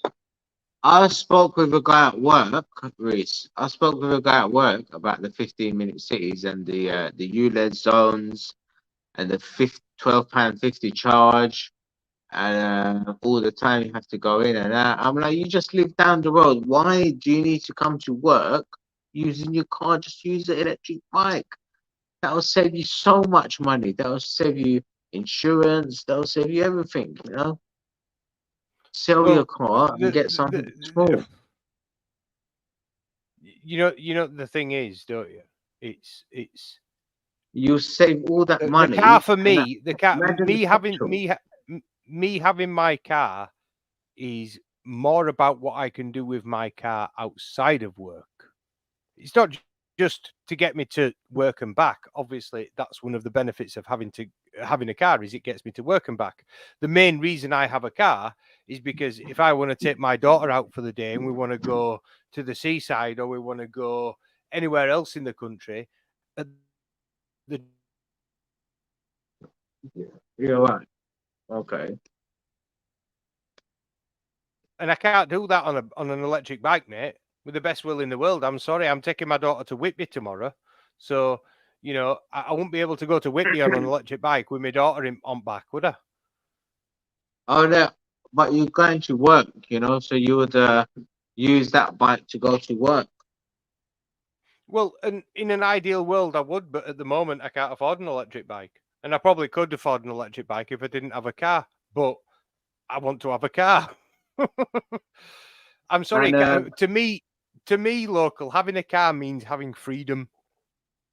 with the I feel bike very also, constrained when I'm not driving. now hold on, with the bike also, instead of doing one shop with a car, you're doing 4 shops or 3 shops with the bike. You know. Well, I pretty much shop every day, and the way that I do this is there is an Aldi literally over the road from where I work. So, I just pick up my shopping on a daily basis from there. Literally just what I need as and when I need it. Okay. So then with the electric bike, you can go there, and then from there you got your whole Yeah, you're absolutely right. I could. your back It's of a the question bike of whether can or not I carry it. want to local. It's a question of whether or not I want to. And the fact of the matter is, I don't want to ride an electric bike to work. I want to drive because I have a car, and that's what one of the things I bought the car for was to be able to drive it to and from work. And I know that sounds a bit pig-headed and a bit of a circular argument, but when it's a fine line that you've got to tread between infringing on people's liberties and doing what's responsible for the environment. It'd be a far more responsible thing, for example, for them to turn around and say, well, all vehicles have to be electric. So, and make electric vehicles actually affordable so that people can buy them. However, Dacia are bringing out a model this year that is available at £16,000 to be the lowest priced electric vehicle to date. So hopefully we might see a race to the bottom. I know that there's for those of you who don't know, considering I'm such an advocate for sustainability, I actually work in the automotive industry, so I know quite a bit about cars. There are a number of manufacturers making low-priced electric models hitting the market that'll be on the market. I mean, the Citroen Amy, for example. You'll like this one, local. You can drive it on a CBT. Do you know what a CBT is? Yeah. You know when you get a moped license. Sure, up to and 125 or something. Yep, exactly. But this is electric, so it's up to a certain kilowatt rating. Oh, yeah. In my country, Cyprus, well, the country that I'm from,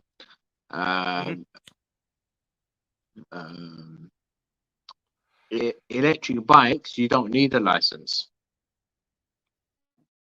No, I'm sure you don't. But you know, for practical purposes, you don't need a license for an electric bike in this country. There are caveats to that. You know, there is a limitation on the speed and the power output of the electric bike, and it's still to be road legal without a license. If you go over that threshold, then I believe that you need to have things like indicators, and you have to have your brakes tested and all that sort of stuff. It has to be subject to the rules of being a vehicle on the road at that point. Yeah. But with that Citroen Amy, obviously you'll still need to get an MOT on it. You'll still need to. I don't think you pay any road tax because it's electric, and you can drive it on a CBT, and I think they're going to be like £13,000. And these things are tiny. You can park them in the same sort of size space as a motorcycle parking. And I reckon you can drive, because it can be driven on a CBT, it means you can drive them at 16 with L plates on. Wow. Let's continue with the goals. So number 12 was responsible consumption and production. Number 13 is climate action. So that's another thing, climate change. Reduce our emissions. Stop the sea levels from rising. Number 14, life below water. That's a new one. What does life below water you think it means? That means The fish. everything that lives in this, everything that lives in the seas. Yeah, everything aquatic, and I'm assuming that that doesn't just mean in the seas, as in saltwater creatures, because there's plenty of life in rivers and in lakes, and it's about looking after what we necessarily don't see every day, isn't it?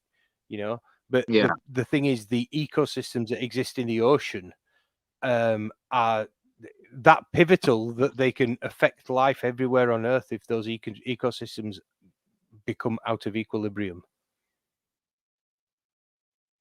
The There are next one. Hold on. Let's go to the next one.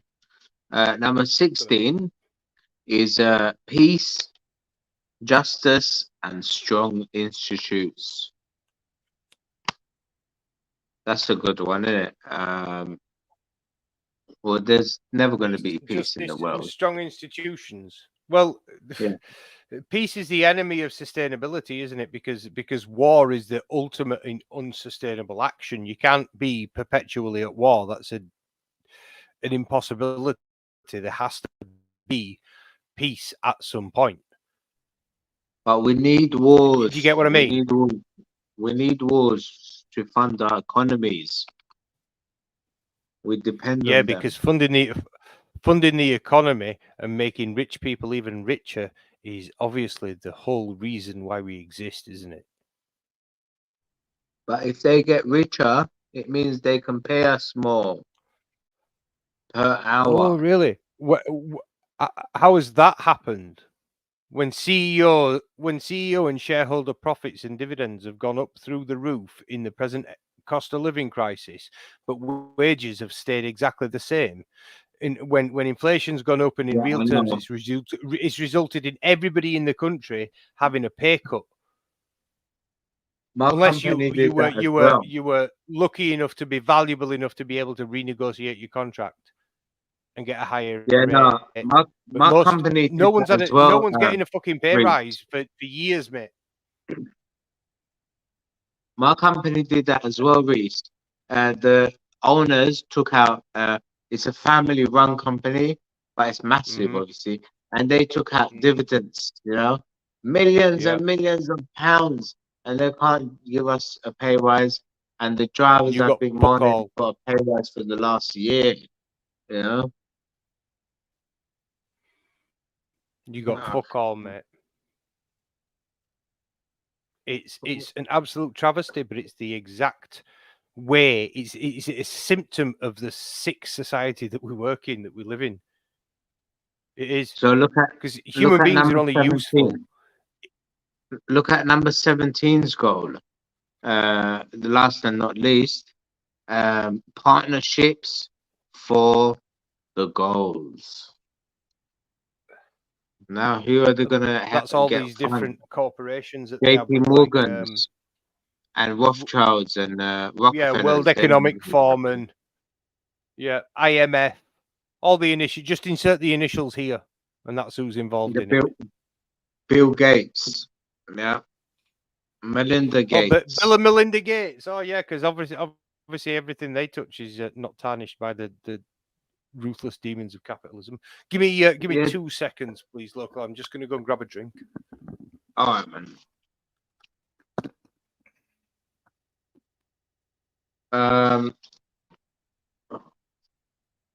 Last and not least, the last bullet point of today's topic is the technologies of sustainability. Let's read some notes. So, sustainable technology is the combination of two complementary ideas. The first is technology that is meant to remedy, improve, or offset carbonization, environment setbacks, or problems. Reese, are you there?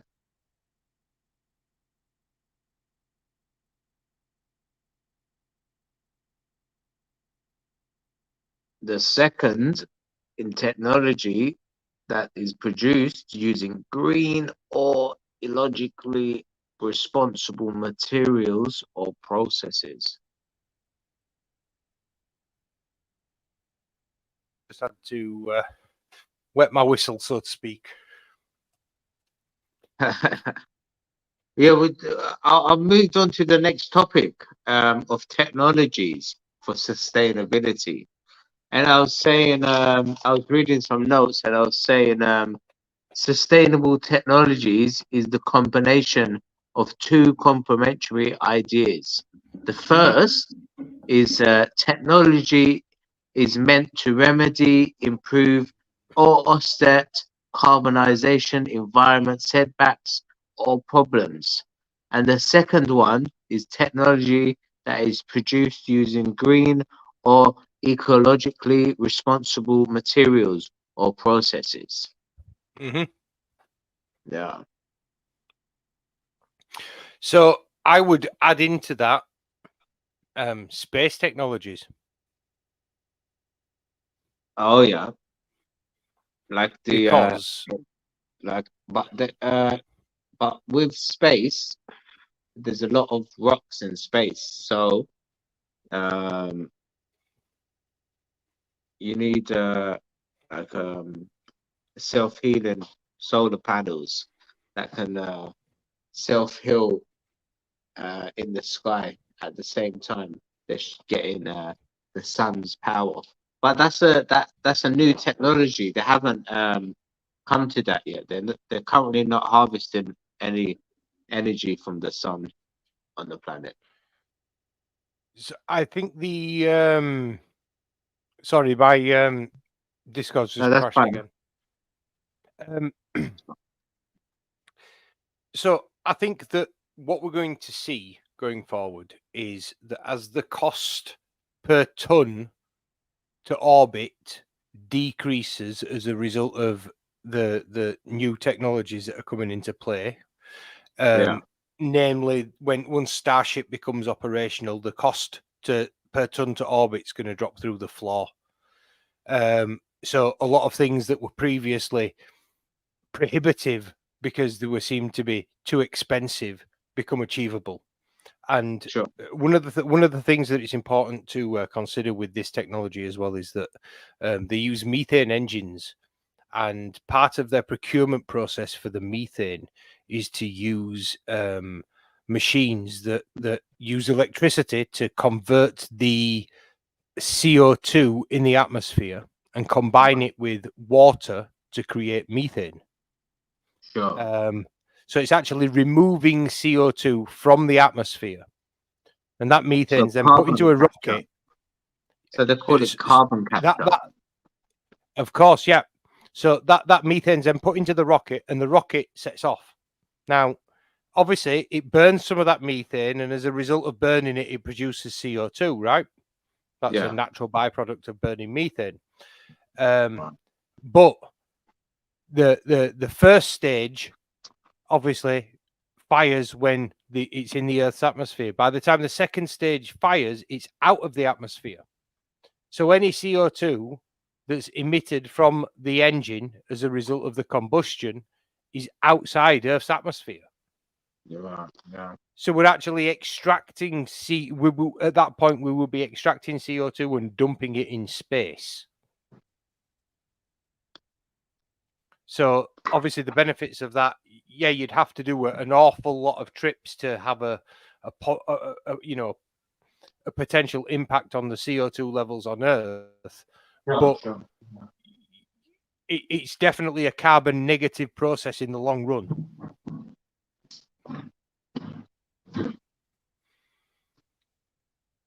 Global Society says society is a heat engine.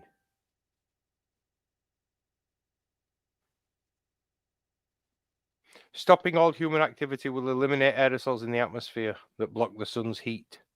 Yes, you are right. Nobody says that we should stop all human activity. I mean, the thing is, we're so intrinsically built into the the system now that if you just removed us, there's a lot of things that are collapsed that are essential. I mean, obviously nature would recover, but take for example, if humans disappeared today, local, if humans disappeared today, there'd be vast swathes of both Europe and North America that would be uninhabitable for hundreds of thousands of years.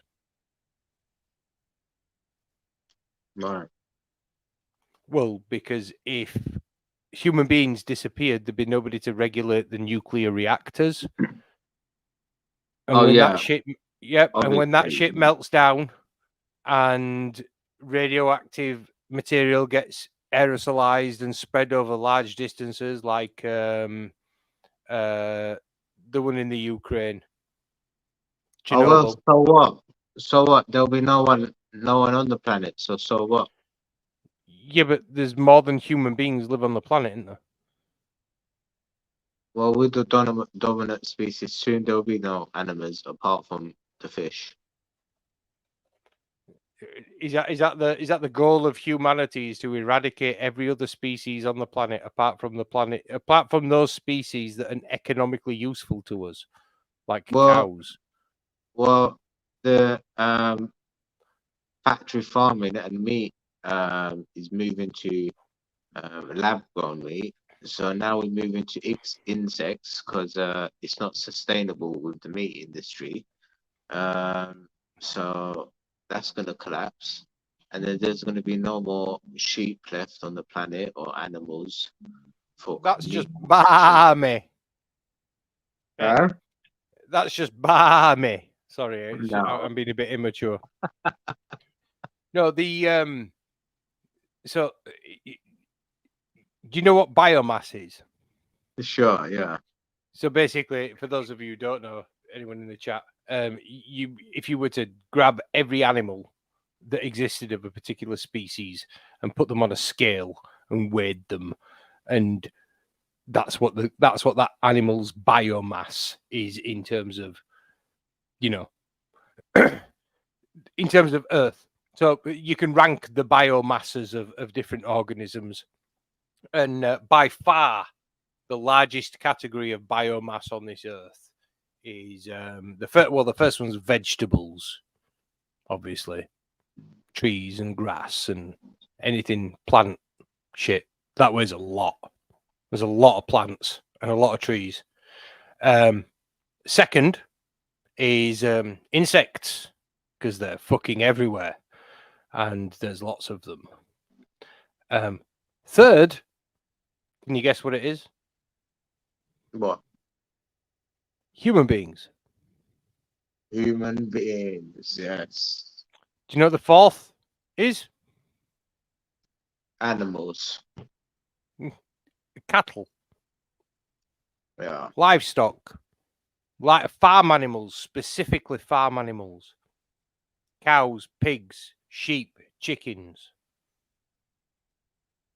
So we have, and that's not, when we first came about, when we first evolved into what we are now, that wasn't the case, that we were the largest, animal species by biomass on Earth. Yeah. Mm. They were at one point we were bottlenecked to about 10,000 individuals local.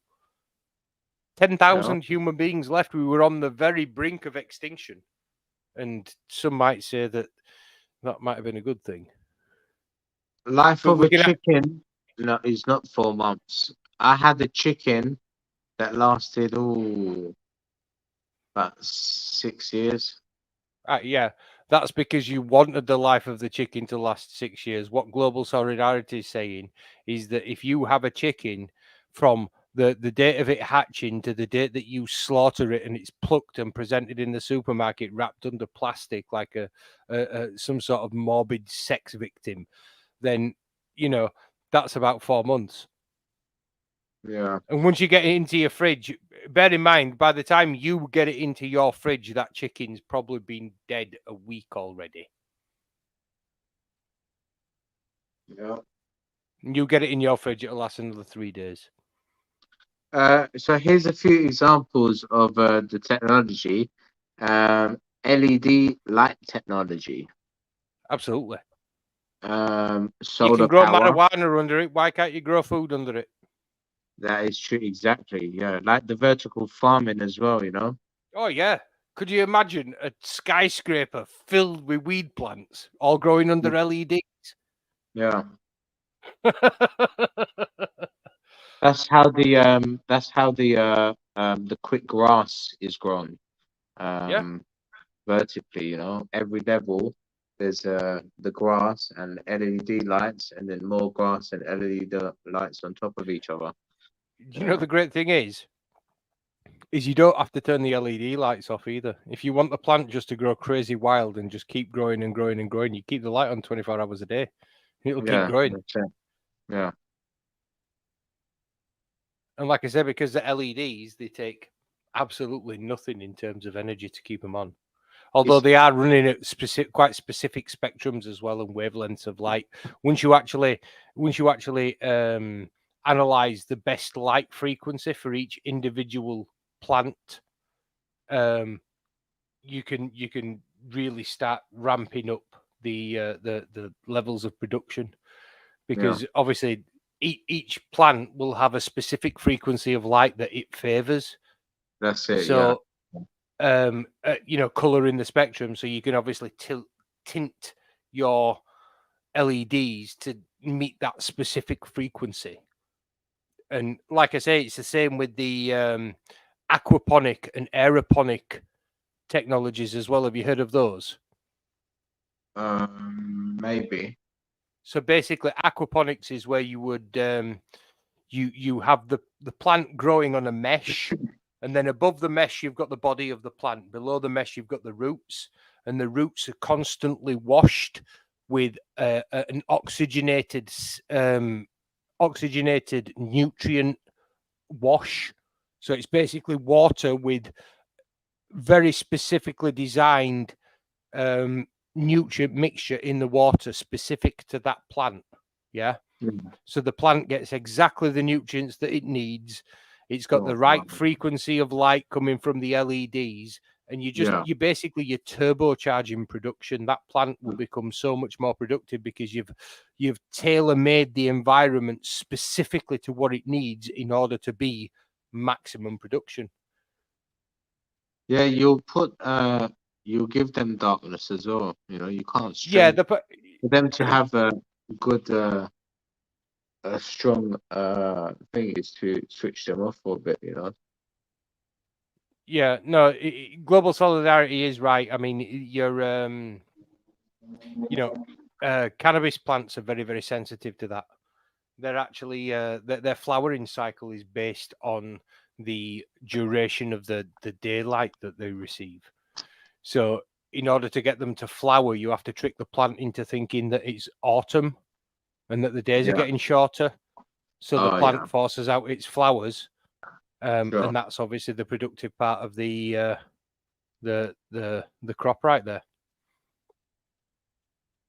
So yeah, it's a very finely tuned environments produce, you know, higher yields than ones that are just purely accidental.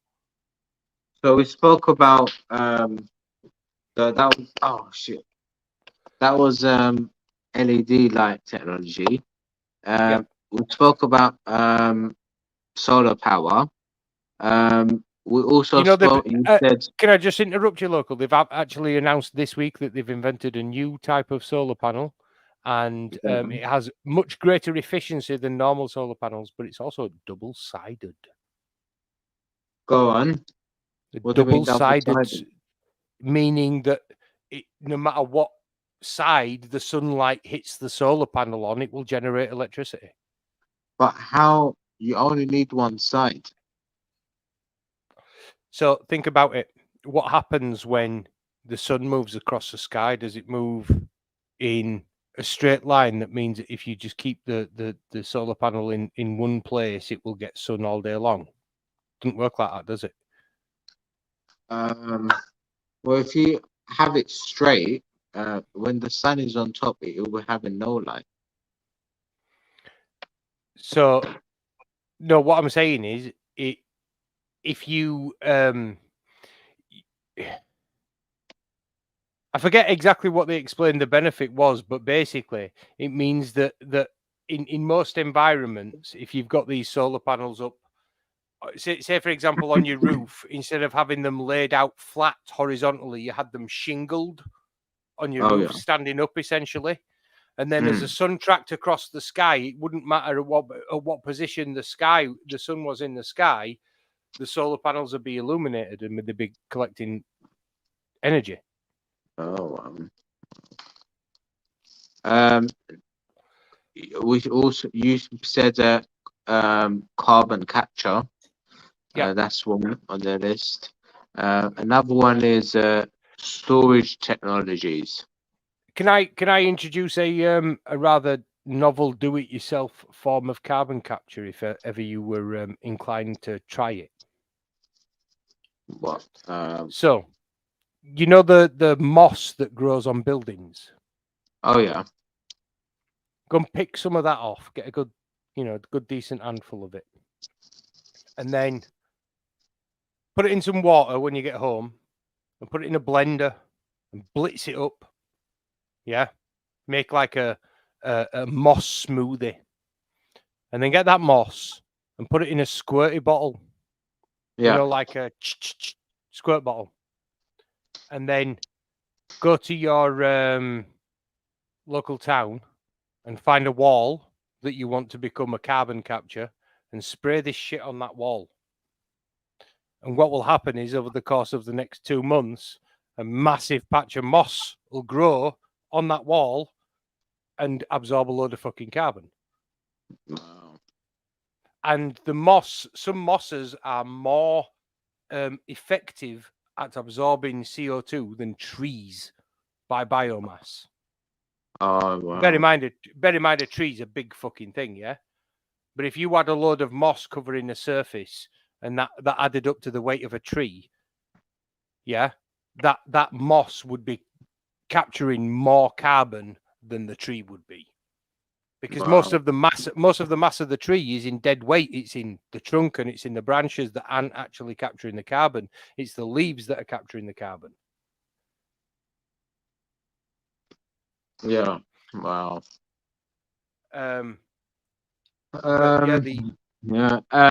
Global Solidarity says carbon capture technologies has not been invented.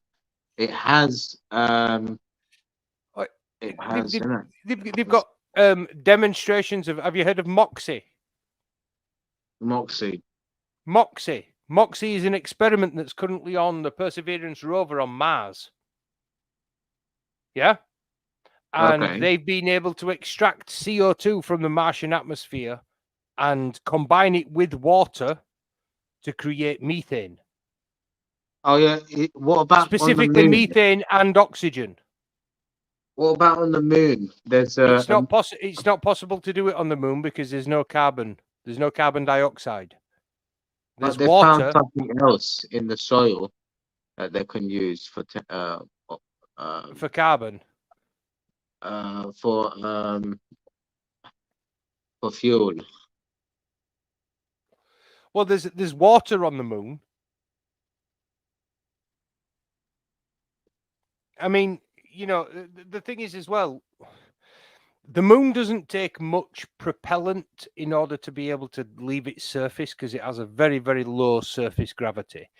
And it has no atmosphere providing friction to be an obstacle for you to escape that gravity. Not like Earth. Earth's a big, massive fucking gravity well, and there's an atmosphere slowing you down. It's like swimming through pea soup at sea level. Yeah. So the advantage to setting off from the moon is it doesn't take much propellant to get off the moon. So most of the stuff that we do on the moon, the propellant can be taken by the craft that's taken the astronauts to the surface, can carry the fuel that's required to take them back. You don't need fuel generation to visit the moon. However, A planet Yeah. like Mars, for example, because it is further away, it is a larger planetary body. Granted, it's not as large as the Earth. It's about 0.8 the size of the Earth, or 0.6, something like that. So there's less What's gravity than there is on Earth. Mars. Yeah. There's less Yeah, there's yeah. less gravity than there is on Earth, but there is a very thin atmosphere. So that does, obviously, that causes drag when you're setting off. But you know, the amount of fuel that you need, it's actually it's not the amount of fuel. It's a term called delta V, and that's an acceleration. You have to hit a certain point of acceleration in order to be able to escape a planet's gravitational field. No. So the delta V required to take off of Mars is less than Earth, Yeah. but more than the Moon. Sure. So being able to make your own fuel on Mars is important, and the Perseverance experiment, the MOXIE experiment, proved that it can be done. And not only did it produce methane, it also produced oxygen, which is required to burn the methane. But that oxygen can then be used to breathe as well, which is important. Oh yeah. On a planetary note, Mars is the only planet in the solar system that we can live on, and the Moon. But planet-wise, that's the only planet in the solar system. Can't live on all the other ones. I think that choosing to live on another planetary body is probably stupid. No, unless when you consider that if you go into space in order to acquire more living space, yeah, you don't go colonize another planet. I mean, the idea of colonizing Mars is quite romantic. I must admit, it'd make a good staging post. It'd make a good staging post in order to be able to expand into the meteor belt, for example, the asteroid belt. You know, that'd be a good staging post, especially the moons of Mars. Would be good places to launch missions to the asteroid belt. But once because there's a lot of resources there local. Well, the asteroid belt is made up of pretty much what Earth's made up of. There's a lot of rare earth elements, you know, like gold, platinum, titanium in the asteroid belt that, you know, there's those things are present on Earth, but the majority of it that is present on Earth is that deep in the Earth's mantle that it's inaccessible to us. But in space, once you're actually up there, it's quite easy to get that stuff. And here's the thing about manufacturing in space as well. Whenever you make something on Earth, Newton's third law applies. The law of entropy, basically, that whenever you have a process, that process is going to generate waste heat. Yeah. And we see that on Earth. We our industrial processes create vast amounts of heat. They also create CO2, which keeps that heat in the atmosphere. But if you were doing that in space, heat escapes really, really easily in space. Bodies radiate heat very, very, because the surrounding temperature is just so cold that heat escapes very, very quickly. Sure. So the manufacturing processes could be done far more effectively, and computing as well. Most computers, you know, they have fans on to keep them cool, and because they generate a lot of heat and use a lot of energy trying to dispel that heat. Well, if you're in space, you don't have that problem. You can run a computer far faster because it's super cooled by the fact that it's in space. You get what I mean? So a lot of these, what we'll find eventually is we'll have data processing centers in space because it's cheaper and more efficient to have them there. Manufacturing will move to space, and it does tie into this sustainability thing local, because once you start, the problem with how we live on Earth is we live as though we live on a planet with infinite resources, and we don't. The resources that are available on Earth are finite. There are only so many trees that you can cut down. There are only, there's only so many oil Imagine fields when that you there's can. 250 billion of us. Jesus. So when that happens, what you will find is we will send spaceships to the asteroid belt. We will mine those asteroids and turn them into essentially space habitats. And these Yeah, that's habitats will what they're trying form. to do now. That's what They will. NASA just sent one up, innit, recently to study a meteorite in the Kepler belt. Psyche. The drilling, and it's worth $4 quadrillion. It would instantly it would instantly crash the global economy. There'd be that much wealth that it'd just be saturated with money if you were to put it all on the market at once. Just global economies would just collapse. The amount of gold, platinum, precious metals, all that stuff, it's just insane. But what I'm saying is we will, in terms of population, these space habitats that they're talking about building, they would be what are called O'Neill cylinders. Sure. So think of a massive tube with a diameter of, say, I don't know, a mile. Yeah. So a mile from side to side, and it's a circle. So it's a tube all the way down. Yeah. Now, all the way through the middle of this tube, you'd have like a big, long LED, super bright light simulating sunlight and darkness. The outside of the tube would be covered by solar panels to absorb sunlight and to keep the cylinder cool, because otherwise, the inside of it would fry from the heat of the sun. But this cylinder is spinning like along its central axis. So imagine that you're on the inside of a tire on a car going round and round and round. Yeah. That centrifugal force is going to push you into that tire. Yeah. Well, in a weightless environment, that pushing is gravity. It simulates gravity, and because the thing's a mile wide, you wouldn't really notice the curvature. You'd notice some curvature of the inside of the living environment, but it'd be, it wouldn't be noticeable enough so that you couldn't grow crops and stuff like that. And if you simulate a gravity and you can live inside, it's a living environment. Grow your crops, live your like life. The circle in space. Yeah. There's a film. Yeah. And you just see, when you look up, you just see people living, and you're thinking how they're living on top of me. Yeah. And you'd have like a little, you'd have a little spaceship that you'd jump into, yeah. And you'd fly from your living environment to your neighbour's living environment and trade him a cup of sugar for a chicken, because you don't have any chickens in your cylinder.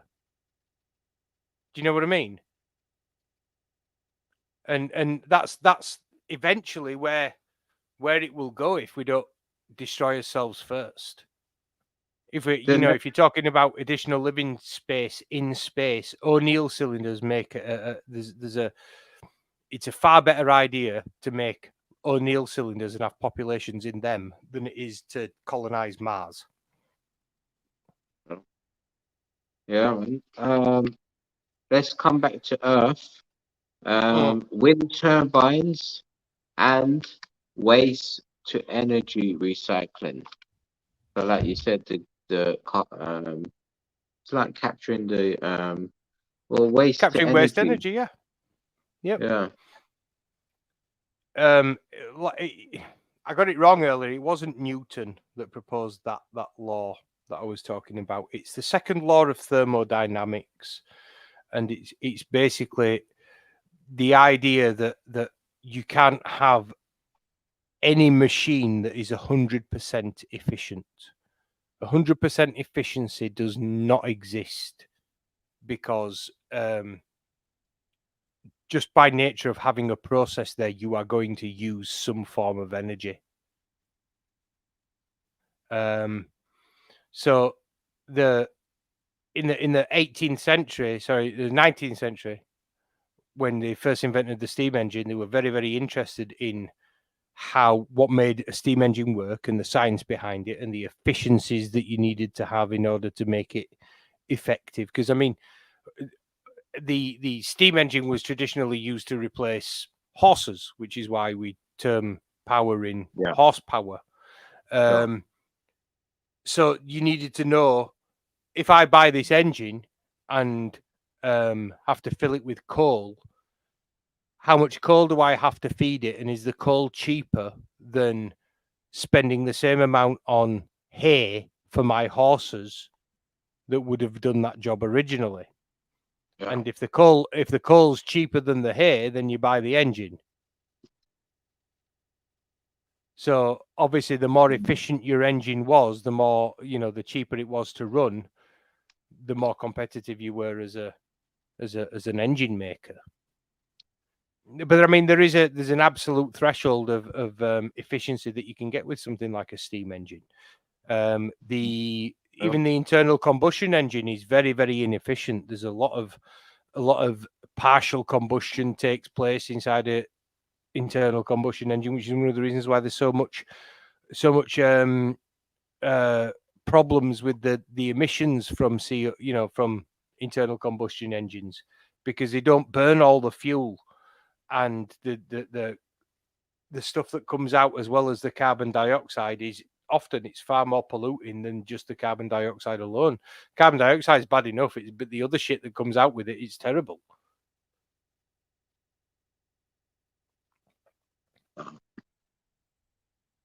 But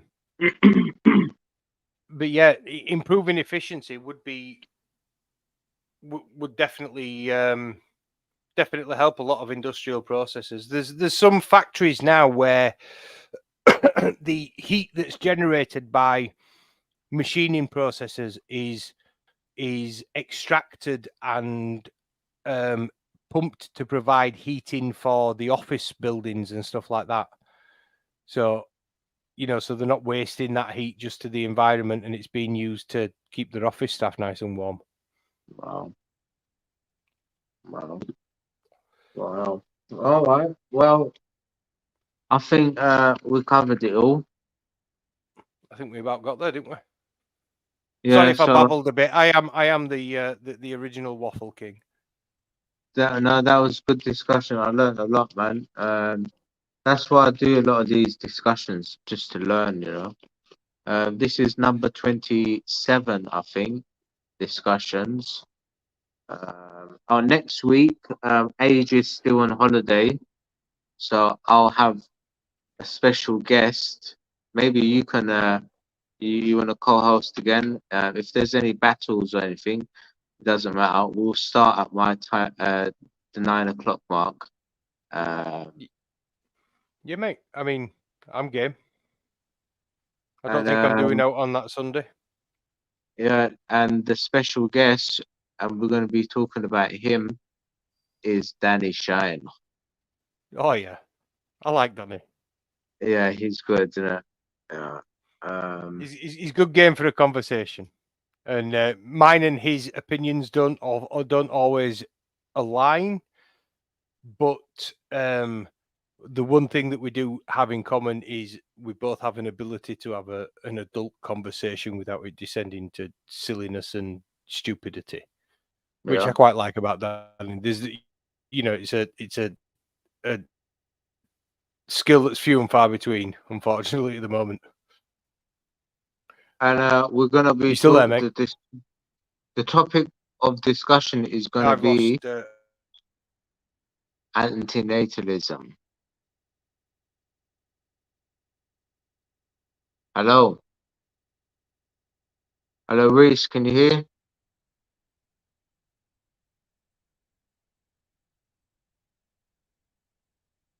All right. Well, we lost Reese. So thank you to everyone for taking part today in this evening's discussion, sustainability. Next week we'll be with Danny Shine, talking about antinatalism.